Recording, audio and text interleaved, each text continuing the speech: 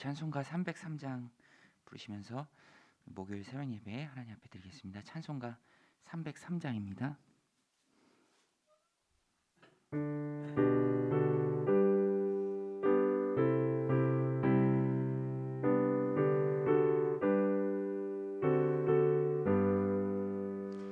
날 위하여 십자가에 중한 고통 받으사 대신 죽은 주 예수의 사랑하신 은혜라. 보배로운 피를 흘려 영영 죽을 죄에서 구속함을 받은 우리 어찌 찬양 안 할까. 예수 안에 있는 우리 한량없이 즐겁고 주 성령의 위로함이 마음속에 차도다. 천국 음악 소리 같은 은혜로운 그 말씀 끊임없이 듣는 우리 어찌 찬양 안 할까. 이 세상의 모진 풍파 쉬지 않고 불어도 주님 안에 보호받는 우리 마음 편하다. 늘 깨어서 기도하고 저 천국을 바라며 그님만을 기다리니 어찌 찬양 안 할까. 누가복음 23장 13절부터 25절입니다. 하나님의 말씀 누가복음 23장 13절로 25절 우리 한 절씩 교독하시겠습니다. 빌라도가 대제사장들과 관리들과 백성을 불러 모으고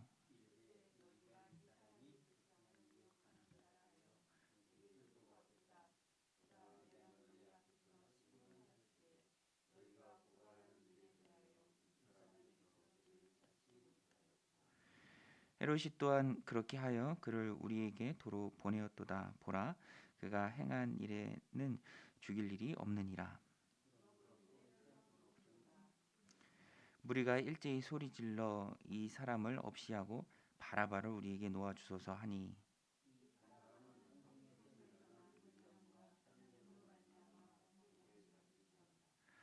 빌라도는 예수를 놓고자 하여 다시 그들에게 말하되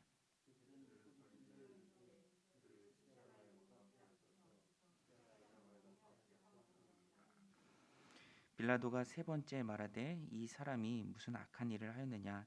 나는 그에게서 죽일 죄를 찾지 못하였나니 때려서 놓으리라 하니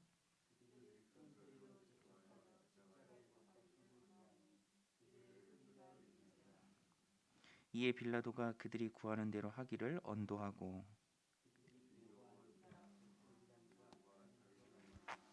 옥에 갇힌 자를 놓아주고 예수는 넘겨주어 그들의 뜻대로 하게 하니라. 아멘. 목소리 큰 사람이 이긴다라는 말이 있습니다. 법이 불안정할 때 법 위에 있는 것이 바로 어거지를 부리는 것이죠. 이렇게 하라라고 억지를 부리고 때를 쓰는 것입니다. 목소리를 크게 내는 거죠. 오늘 본문에도 막무가내로 목소리를 크게 내는 사람들이 나옵니다. 그들이 누구입니까? 성난 군중들이죠. 군중 심리에 휩쓸려서 이끌려 다니는 무리입니다. 그들은 정말로 군중 심리에 휩쓸린다는 것이 불과 며칠 전까지만 해도 예수님을 열렬히 환영했던 그런 사람들입니다. 그런 사람들이 많이 끼어 있죠. 그런데 지금 완전히 돌아섰습니다.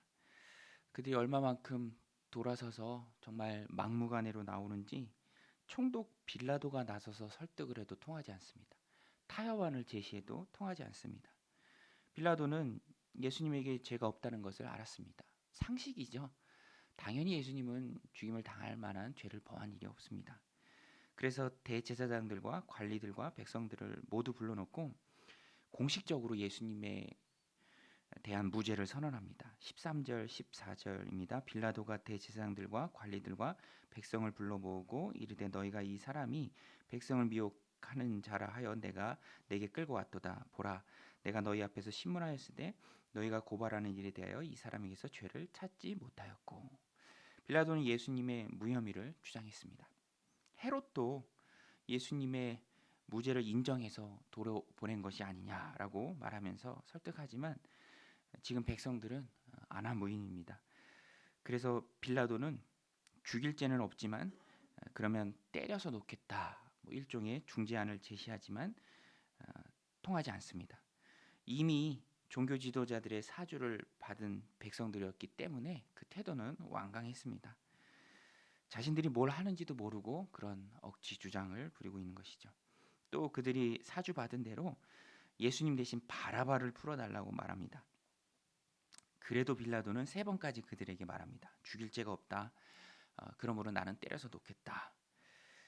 그래도 백성들은 물러서지 않죠. 그들의 입장은 강경했습니다. 십자가에 못 박으라. 이런 신랑이 끝에 결국에는 백성들의 목소리가 이겼습니다. 정말로 목소리 크니까 이긴 것이죠. 23절, 24절 보면 그들이 큰 목소리로 재촉하여 십자가에 못 박기를 구하니 그들의 소리가 이긴지라. 이에 빌라도가 그들이 구하는 대로 하기를 언도하고. 죄 없으신 예수님의 생명이 그저 큰 소리로 나오는 그런 무리들의 요구에 묻혀버렸습니다. 빌라도도 예수님께 십자가형을 선고합니다. 너희들 뜻대로 하라라고 그 포악한 유대인들에게 예수님을 넘겨주죠. 빌라도가 여러 번 이렇게 말렸다고 해서 그의 죄가 없어지는 것은 아닙니다. 그는 비겁했습니다. 결국 십자가형을 선고한 사람은 빌라도잖아요.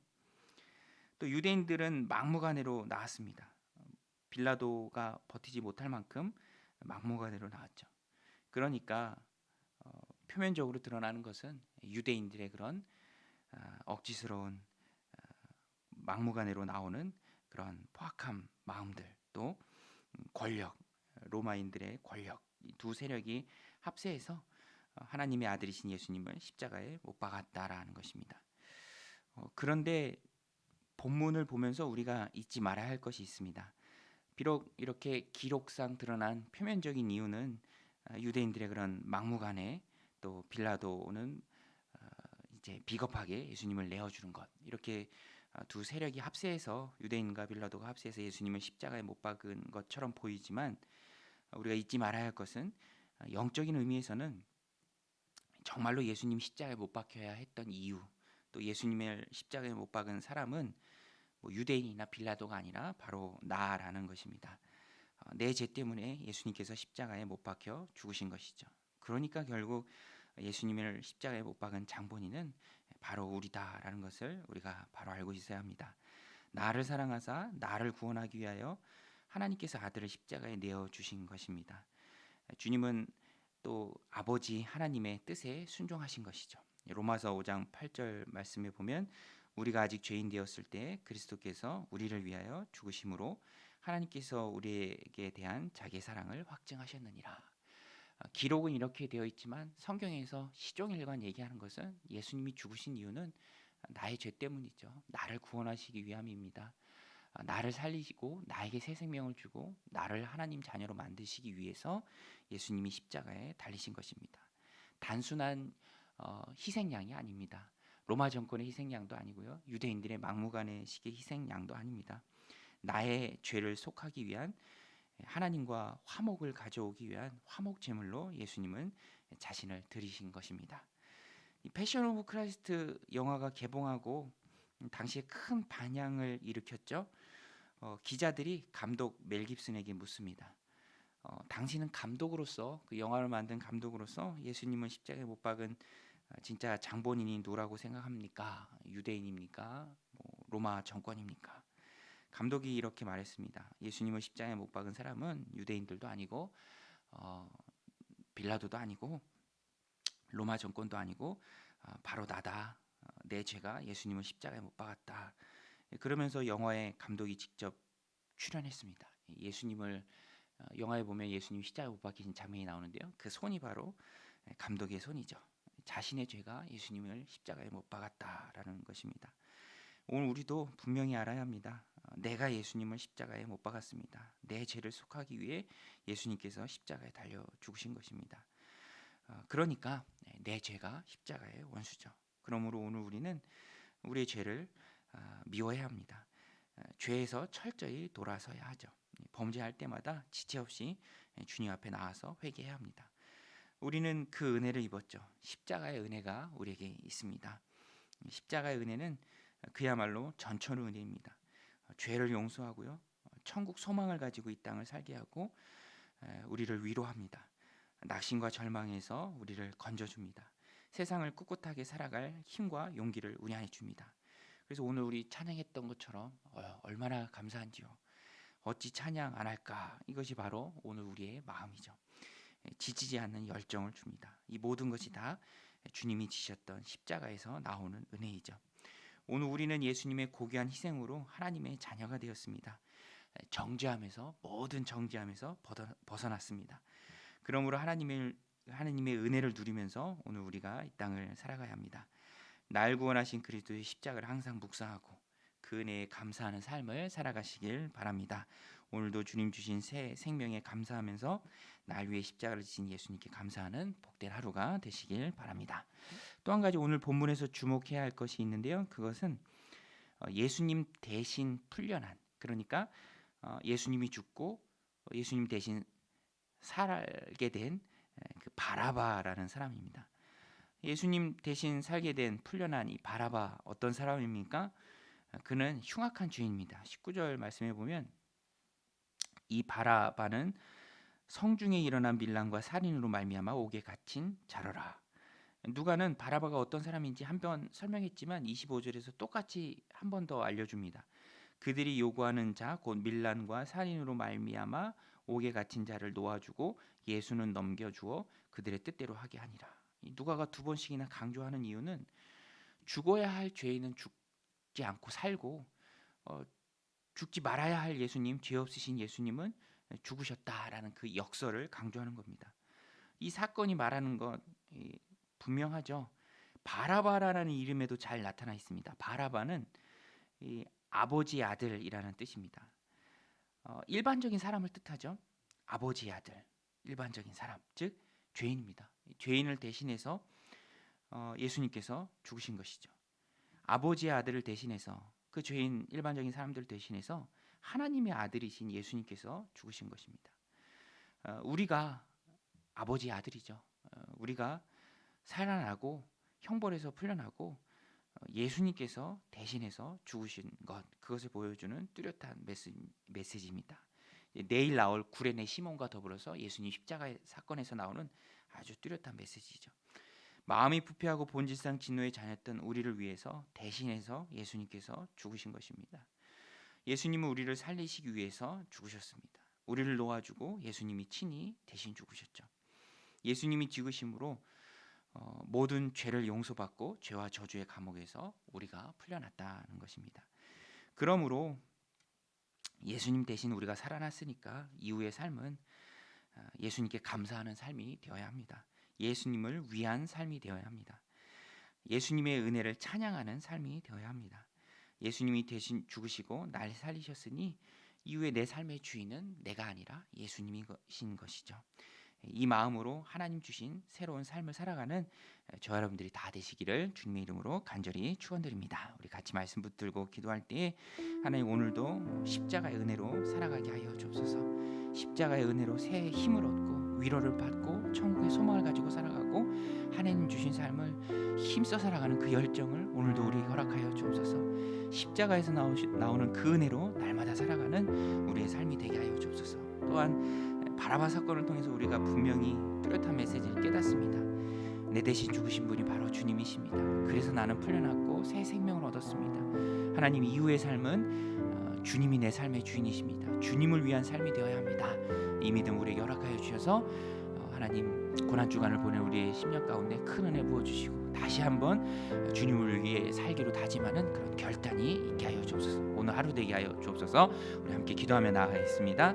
하나님 아버지 십자가의 은혜로 하루하루를 살아가는 주님의 귀한 백성들 되게 하여 주옵소서. 새 생명을 주신 예수님을 위한 주님을 위한 삶이 되게 하여 주시옵소서. 나를 위한 삶이 아니요 주님을 위한 삶으로 주님의 주인 되심을 인정하며 살아가는 복된 주님의 백성들 다 되게 하여 주옵소서. 오늘도 십자가에서 나오는 그 은혜로 우리가 하루를 살아가길 원합니다. 힘을 주옵소서. 능력을 허락하여 주옵소서. 열정을 부어 주옵소서. 천국 소망을 가지고 살아가는 우리의 삶이 되도록 주님 역사하여 주시옵소서. 하루의 삶을 주님께 맡깁니다. 주님께서 우리의 몸과 마음을 주장하여